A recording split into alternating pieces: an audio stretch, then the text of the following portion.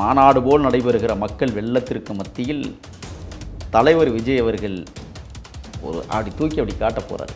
புதிதாக எங்கள் சின்னத்தை கொண்டே எல்லாருக்கும் திணிக்க வேண்டிய அவசியம் இல்லை. ஒரே ஒரு தடவை எமது சின்னம், அதை எது வேண்டுமானாலும் எடுத்துக்கலாம். தேர்தல் கமிஷன் இப்போ மிகப்பெரிய சிக்கலுக்குள்ள உள்ளாயிருக்கு. எங்கேயும் விசில் சத்தம் கேட்கக்கூடாதுன்னு காவல்துறை விட்டு தேட போகிறான். தேர்தல் நேரத்தில் ஓட்டு போடுகிற வரிசையில் யாரும் விசில் அடிக்கக்கூடாதுங்கிற சட்டத்தையே கொண்டு வருவதற்கான வாய்ப்பும் இருக்கிறது. ஏன்னு தெரியுமா? எங்கள் சின்னத்தை எதிராளிகளும் பயன்படுத்துகிறார்கள் என்பதுதான். பயன்படுத்தாமல் இருக்கவே முடியாது அவங்களால. இனிமேல் விசில் அடிக்கிறவன்லாம் நீ இந்த 2 விரலை மடக்கி நாக்குக்கு கொண்டு போக மாட்டான். நிறைய பேர் பொதுக்கூட்டங்கள் விசில் அடிச்சிடாத, விசில் அடிச்சுன்னா அவன் சின்னமாயிருச்சு வெக்கப்பட்டுக்கிட்டே விசில் அடிக்காமல் தொண்டையை போட்டு கத்துவான். அந்த காலம் நெருங்கிடுச்சு. இப்போ நிறைய பேர் இப்போ என்ன சொன்னால் விசில் அடித்தா குஞ்சுகளுக்கு விசில் கிடச்சிருக்கு பாருன்னு கிண்டல் பண்ணுவோம். அப்படி கிண்டல் பண்ணாலும் எங்களுக்கு பெருமை. ஏன்னா எங்களுக்கு விளம்பரம் தேடி கொடுக்குறதே நீங்கள் தானே. இப்போ இன்னொன்று செய்தி என்னென்னா, தமிழ்நாடு அளவில் நீங்கள் ஒரு கருத்து கணிப்பு சொன்னது, அதிகமான இளம்பெண்கள் கொண்ட இயக்கமும் தமிழக வெற்றி கழகம் தான். இளம்பெண்கள், திருமணம் ஆகாத பெண்கள், ஓட்டு போடுகிற பெண்கள், இந்த பெண்கள்லாம் ஒரு விசிலையாக இன்னமே வைக்கும். சில பெண்கள் என்ன தெரியுமா செய்வாங்க, 2 விரலையும் நாக்குகளை விட்டுக்கிட்டு நாக்கை முடிச்சுட்டு கத்துற விசில்லாம் இருக்குது. புரியுதுங்களா? ஆக அந்த விசில் சத்தத்துக்கு இடையில் இந்த விசில் சத்தமும் வரும். எல்லாம் விசில் தான். தை பிறந்தால் வழி பிறக்கும். பொறுத்திருங்கள். தமிழ்நாடு கூட்டணி, இங்கே இருக்கிற திமுக கூட்டணி நிச்சயமாக சிதறுகிறது.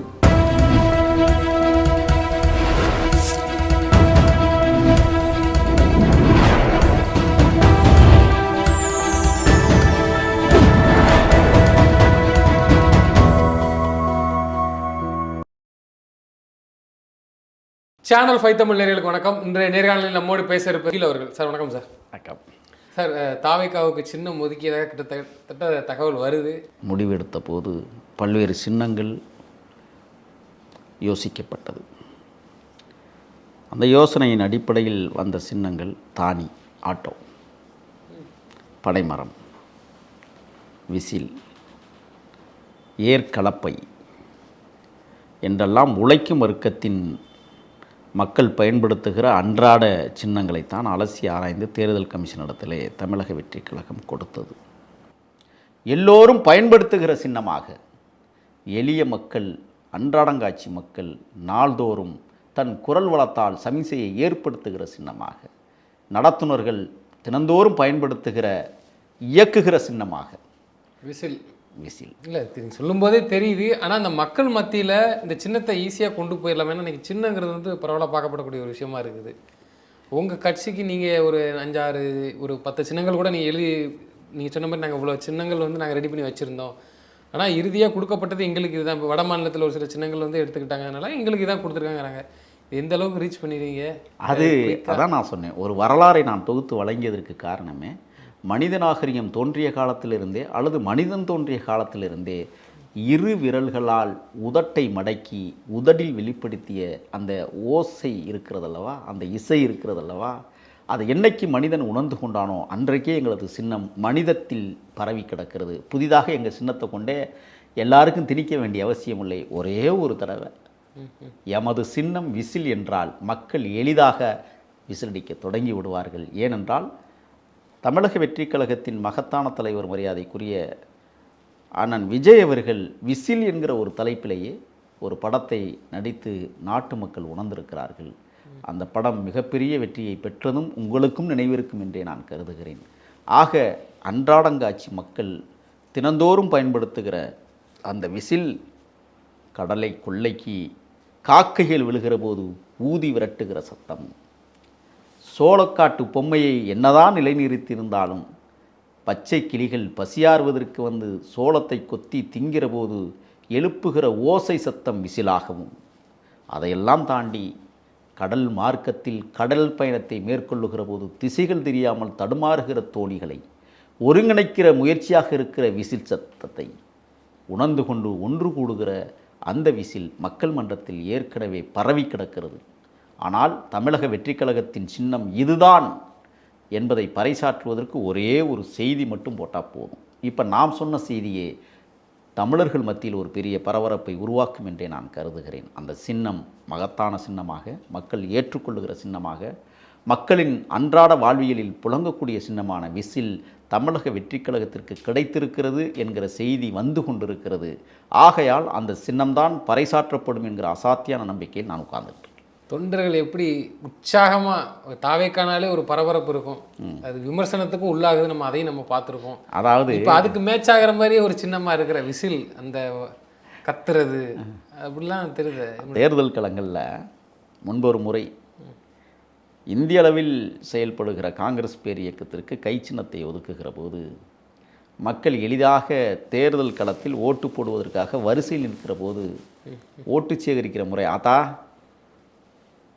என்ன ஆச்சு பெரியப்பா பார்த்துக்கங்க என்று இந்த கைகளால் செய்களை செய்து கை சின்னத்திற்கு வாக்கு கேட்டதைப் போல இன்றைக்கு ஒன்றுமே சொல்ல வேண்டாம், விசிலெல்லாம் கையில் வச்சுக்கிட்டு இருக்க வேணாம், முடிச்சு போச்சு. அதை எது வேண்டுமானாலும் எடுத்துக்கலாம், எனக்கு அந்த சத்தம் வரல, விசிலடிக்க தெரியாது. ஆனால் 2 விரலை ஒன்று சேர்த்து நாவை மடக்கி ஒரு சத்தத்தை ஒரு கல் தொலைவுக்கு அப்பாற்பட்டு ஒரு மனிதன் எழுப்புகிறான் என்றால் ஓட்டு போடுகிற மக்களுடைய காதுகளில் எளிதாக கேட்டும். தேர்தல் கமிஷன் இப்போ மிகப்பெரிய சிக்கலுக்குள்ள உள்ளாயிருக்கு. எங்கேயும் விசில் சத்தம் கேட்கக்கூடாதுன்னு காவல்துறையை விட்டு தேட போகிறான். டேய், தேர்தல் நேரத்தில் ஓட்டு போடுகிற வரிசையில் யாரும் விசில் அடிக்கக்கூடாதுங்கிற சட்டத்தையே கொண்டு வருவதற்கான வாய்ப்பும் இருக்கிறது. ஏன்னு தெரியுமா?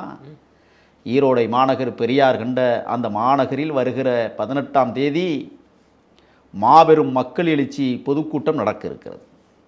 84 நிபந்தனைகளை இந்த காவல்துறை, இந்த அரசு, குறிப்பாக திருட்டு மாடல் ஆட்சியில் தமிழக வெற்றி கழகம் எங்கேயும் கூட்டங்களை நடத்திவிடக்கூடாது என்பதிலே கவனமாக இருந்து கொண்டு 84 விதிமுறைகளை உருவாக்குகிறார்கள் என்றால் மொத்தமே 84 தான் இருக்கும் விதிமுறை. எதெல்லாம் மனிதர்கள் செய்கிறார்களோ அதெல்லாம் அங்கு தடை ஏற்படுத்தப்படும். என்ன? வரிசையாக தான் போகணும், கலைஞ்சு போகக்கூடாது, ஒருத்தன் பார்த்துக்கக்கூடாது. சின்னத்தோட போயிட்டாங்கன்னா என்ன பண்ணுவாங்க? போய் கத்தி ஊத ஆரம்பிச்சிட்டாங்க. தாங்காது, மாநாடு கூட்டமெல்லாம் தாங்காது, ஒரே விசில் சத்தமாக தான் இருக்குது. எப்படி நாம் ஜல்லிக்கட்டு பிரச்சனையில் மெரினாவில் ஒன்று கூடி அனைவரும் கைபேசியினுடைய விளக்கை காட்டி தனது வெற்றி முழக்கத்தை முழக்கமிட்டார்களோ, தமிழர்களுடைய முழக்கமாக இன்றைக்கு ஏற்பட்டதைப் போல இன்றைக்கு அதே தமிழர்கள் விசிலை வைத்து முழக்கமிட இருக்கிறார்கள். தமிழக வெற்றி கழகம் தனியொரு இயக்கமாக இருந்தாலும் தமிழ்நாட்டை ஆளப்போகிற இயக்கம் என்பதை விசிலடிச்சே சொல்லிடுவான். நிறைய பேர் இப்போ என்ன தெரியுமா சொல்லுவான்? விசில் அடித்தான் குஞ்சுகளுக்கு விசில் கிடச்சிருக்கு பாருன்னு கிண்டல் பண்ணுவான். அப்படி கிண்டல் பண்ணாலும் எங்களுக்கு பெருமை, ஏன்னா எங்களுக்கு விளம்பரம் தேடி கொடுக்குறதே நீங்கள் தானே. ஆக இன்னொரு செய்தியும் உங்களுக்கு சொல்லணும்னு நினைக்கிறேன். எங்கள் சின்னத்தை எதிராளிகளும் பயன்படுத்துகிறார்கள் என்பதுதான். எப்படி சார் அது? ஆமாம், காவல்துறையும் பயன்படுத்துவாங்க, ஆளுங்கட்சியும் பயன்படுத்துவாங்க, எதிர்கட்சியும் பயன்படுத்துவாங்க. பயன்படுத்தாமல் இருக்கவே முடியாது அவங்களால. இனிமேல் விசில் அடிக்கிறவன்லாம் இந்த 2 விரலை மடக்கி நாக்குக்கு கொண்டு போக மாட்டான். நிறைய பேர் அப்படி நிறைய சொம்பு தூக்கிகள்லாம் இருக்காங்க அந்த கட்சிகள்லையுமே. ஆமாம், பொதுக்கூட்டங்களே விசில் அடிச்சிடாத, விசில் அடிச்சுன்னா அவன் சின்னமாயிருச்சு, வெக்கப்பட்டுக்கிட்டே விசில் அடிக்காமல் தொண்டையை போட்டு கத்துவான். அந்த காலம் நெருங்கிருச்சு இப்போ. அப்படி என்றால் விசில் என்பது மிகப்பெரிய ஆயுதம், மிகப்பெரிய அறிவாயுதம். மக்களை இணைப்பதற்கும் தொடர்புகளை இணைப்பதற்கும் மக்கள் சக்தியை வெளிப்படுத்துவதற்கும் ஒரு சின்னம் தமிழக வெற்றி கழகத்திற்கு விசில் கிடைத்திருக்கிறது என்றால் அபாரமான, அதிசயமான ஒரு மாபெரும் மக்கள் இயக்கம் உருவாகி கொண்டிருக்கிறது. நம்மளாம் நினச்சோமா? வாகை மலரை கொடியில் சூட்டுவார் தளபதி தலைவர் விஜய்னு நம்ம யோசிச்சோமா? யோசிக்கலையே.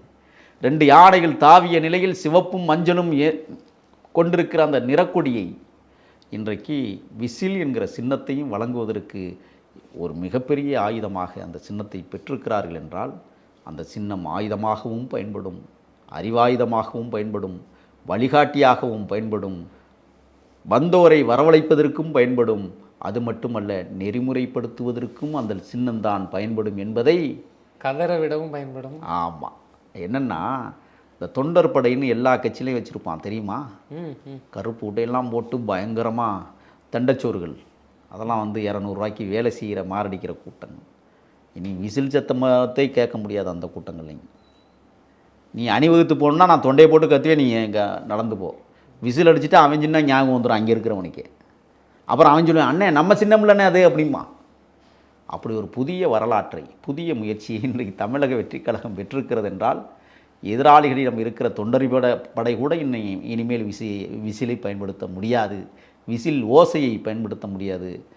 என்பது இன்றைக்கி நிதர்சனமான உண்மையாகி கொண்டிருக்கிறது. நீங்கள் கூட சொன்னீங்க இதுக்கு நாங்கள் ஒரு பெரிய விழாவே எடுப்போம், சின்னத்தை அறிமுகப்படுத்துறதுக்கு ஒரு விழா எடுப்போம். நீங்கள் அது எப்போ? அதுதான் ஈரோடு மாவட்டத்தில் மாநாடு போல் நடைபெறுகிற மக்கள் வெள்ளத்திற்கு மத்தியில் தலைவர் விஜய் அவர்கள் ஒரு அப்படி தூக்கி அப்படி காட்ட போகிறார். லட்சோப லட்சம் தொண்டர்கள் கரவொலி எழுப்ப காத்திருக்கிறார்கள். அந்த நாளை காண்பதற்கு நானும் எதிர்பார்த்து காத்திருக்கிறேன். ஏன்னா எப்போதுமே புரட்சித் தலைவர் எம்ஜிஆர் அவர்கள் என்ன சின்ன வேண்டும்னு யோசிக்கிற போது அருகாமையில் இருந்த அரங்கநாயகம் அவர்கள் தான் சொன்னாராம், நம்மளுக்கு வந்து ஒரு எருது சின்னத்தை வாங்கிட்டா ரொம்ப வசதியாக இருக்குமேன்னு சொன்னாங்களாம். அதுக்கு எம்ஜிஆர் சொன்னாராம், வரைகிறதுக்கு ரொம்ப கடினமாக இருக்கும், ஏழை மக்கள் ரொம்ப எளிமையாக இருக்கிற சின்னத்தை நம்ம ஏதாவது கேட்கலாம், இல்லை நிலாவை கேட்டுடலாமா அப்படின்னு கேட்டாங்களாம். அப்புறம் உடனே சொன்னாங்களாம், நிலாவை வெறும் ரவுண்டாக போட்டால் அது என்ன சின்னம்னே தெரியாது என்று சொன்னதாக ஒரு வரலாறு இருக்கிறது. எளிமையாக வரையக்கூடிய சின்னம் எதுன்னு கேட்கும்போது இறுதியாக ஒரு 10 சின்னத்தை கேட்குற போது தான் அந்த இரட்டை இலையை அவர் தேர்வு செய்ததாக சொல்லப்படுகிறது. ஏன்னா அது அப்படி ஒரு கோடை போட்டு ஒரு 2 இலையை வரைகிறது எளியவனும் வரைய முடியும். உதயசூரியனை வரைகிற கூட ஒரு மலையை போட்டு அதுக்கப்புறம் அது மேலே ஒரு ரவுண்டு போட்டு கோடெல்லாம் போட்டு பக்கத்தில் தென்னமரம் போட்டால் தான் அது உதயசூரியனாக தெரியும். நீங்கள் ஒரு ரவுண்டு போட்டு எல்லா பக்கமும் கோடு போட்டிங்கன்னா அது உதயசூரியனாக தெரியாது. ஆனால் விசில் என்பது அப்படி இல்லை. எளிய மக்கள் வரையவே வேணாம், கையில் வச்சுட்டு இப்படி காட்டிக்கிட்டு தெரிஞ்சாவே போதும். அப்படி வரையணும் அப்படின்னா ஒரு ரவுண்டு ஒரு 2 கோடு முடிஞ்சிச்சு. அப்போ எளியவர்கள் வரையக்கூடிய சின்னமாகவும் இன்றைக்கு விசில் தமிழக வெற்றி கழகத்தின் கரங்களில் கிடைக்கிறது என்றால் எங்கள் தொண்டர்கள் எப்படி சும்மாவாக இருந்துட்டு போகிறான், கொண்டாடிட மாட்டான். விசில்னால இளைஞர்கள் தான்.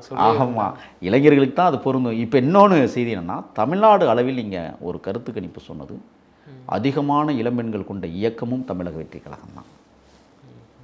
இளம்பெண்கள், திருமணம் ஆகாத பெண்கள், ஓட்டு போடுகிற பெண்கள், இந்த பெண்கள்லாம் ஒரு விசிலையாக முன்னமே வைக்கும். சில பெண்கள் என்ன தெரியுமா செய்வாங்க, 2 விரலையும் நாக்குக்குள்ளே விட்டுக்கிட்டு நாக்கு முடிச்சுட்டு கத்துற விசில்லாம் இருக்குது.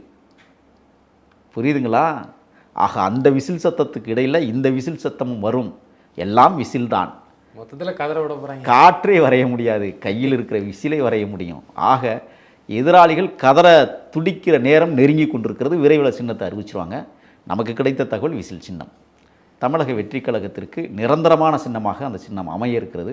சில பேர் மாங்கனி பலாக்கனி எல்லாம் வரைஞ்சாலும் பக்குவம் இல்லாத கட்சிகளாக இந்த தமிழ்நாட்டில் இருப்பதை உணர்ந்துதான் ஒரு மக்களால் அங்கீகரிக்கப்படுகிற மாபெரும் இயக்கமாக எந்த தேர்தலையும் சந்திக்காமல் முதல் தேர்தலிலேயே அங்கீகாரம் பெறுகிறது ஒரு மாபெரும் இயக்கமாக தமிழக வெற்றி கழகம் இன்றைக்கு தமிழ்நாட்டில் நடைபோடுகிறது என்றால் அதற்கு தலைவர் அவர்களுடைய அசாத்தியான உழைப்பு, அதற்கு பிறகு பொதுச் செயலாளர் புஷியார் அவர்கள்